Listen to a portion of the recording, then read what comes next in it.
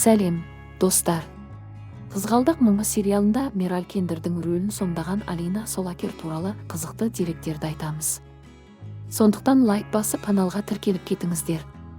Алина Солакер 1994 жылы 5 желтоқсан күні Түркияның Стамбул қаласында өмірге келген.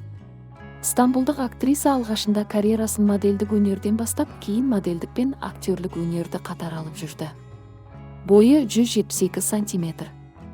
Бастапқыда подиумдарда көрінген сұлу есім көптеген сән көрсетілімдеріне қатысып, ол жерде көпшіліктің ықыласына бөленген модельдердің біріне айналды.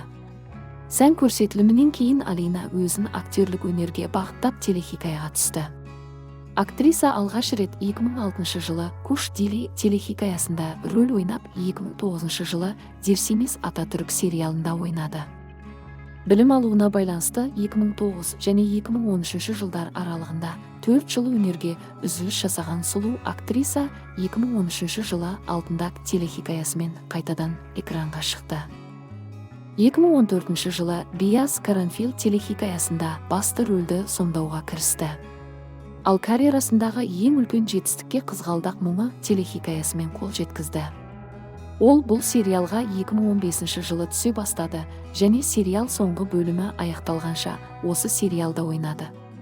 2020 жылы ол режиссер Метин Балекоглының қызметшілер драмалық сериалында Чичек Туна рөлін сомдады.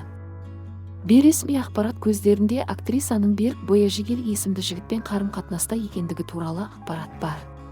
Алина Солакер әлеуметтік желіде белсенді, Инстаграмда фотоларын жиі жариялайды.